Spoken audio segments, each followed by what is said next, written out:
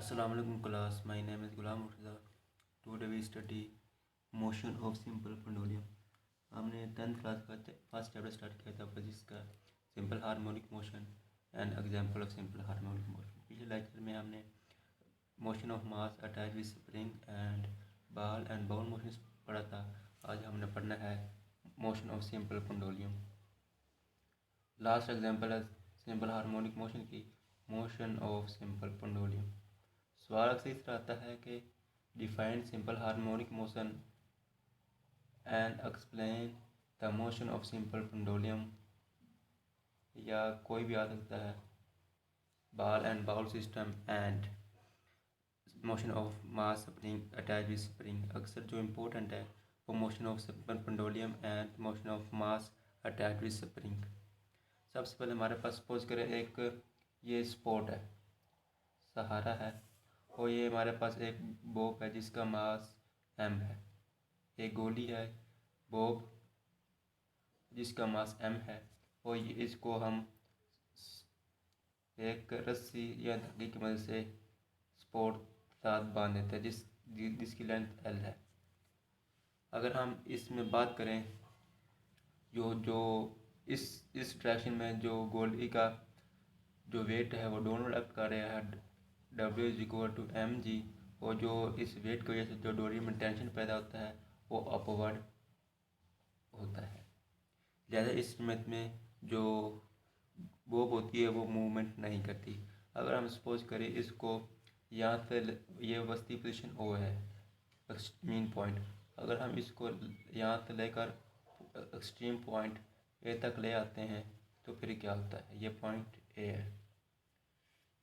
इसी मत में जो गोली यानी बॉब, इसमें जो कंपोनेंट्स है वो जो वेट के कंपोनेंट टू कंपोनेंट में डिवाइड हो जाते हैं। एक है mg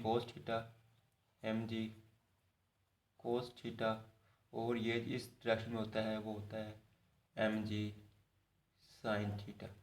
ये जो mg sin थीटा होता है एक्ट एज रिस्टोरिंग फोर्स का किरदार अदा करता है। रिस्टोरिंग फोर्स क्या होता है? रिस्टोरिंग फोर्स किसी एक्सट्रीम यानी मीन पोजीशन पर अमल करदा फोर्स है जो जिस्म को वसी पोजीशन की तरफ खींचती है या धकेलती है। और इस सिमत में mg cos थीटा जो डोरी में टेंशन प्रोड्यूस करता है T प्रोड्यूस करता है। अगर हम यहाँ से रिलीज करें तो इनर्शिया की वजह से जो बॉब होता है वो ऊपर नहीं ठहराव करता और पॉइंट P की तरफ मूव करना शुरू कर देता है।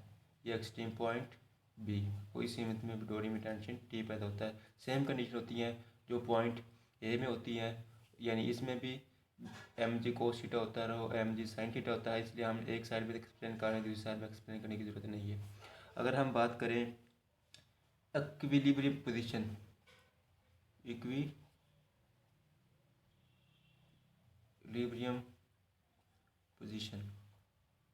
इस मेथड में क्या होता है? इस मेथड में होता है जो नेट फोर्स होती है वो ज़ीरो होती है। नेट फोर्स ज़ीरो होती है। मैं अभी बताता हूँ नेट फोर्स ज़ीरो क्यों होती है। इसलिए जो बॉब का जो वेट होता है वो डाउनवर्ड एक्ट कर रहा था W=mg, जो इसमें टेंशन पैदा होती है वो T अपवर्ड पैदा कर, इसमें जो एक दूसरे को इफेक्ट को ख़त्म कर देती है। इस मत में कोई भी फोर्स नहीं होती और गोली जो बॉब होता है वो मोशन नहीं करती। अगर हम बात करें एक्सट्रीम पॉइंट्स A पर, एक्सट्रीम पॉइंट A, इस मेथड में क्या होगा? ये देखें जो mg cos थीटा और T एक दूसरे को इफेक्ट ख़त्म कर देते हैं। इधर बना देता हूँ आपको।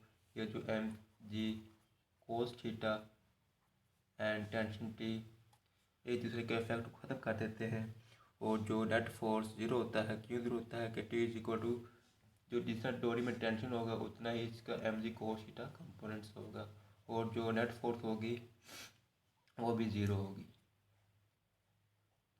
और इस सीमत में कोई भी मोशन नहीं होती। अगर हम ये जो हमारा कंपोनेंट्स है रिस्टोरिंग फोर्स एक्ट कर रहा है, रिस्टोरिंग फोर्स अभी रिस्टोरिंग फोर्स किसी जिस्म को ऑपोजिट पोजीशन की तरफ खींचती है या धकेलती है। रिस्टोरिंग फोर्स क्या है, mg sin थीटा। ये mg sin थीटा की वजह से जो बॉब है वो टूवर्ड ओ मूव करना शुरू कर देती है।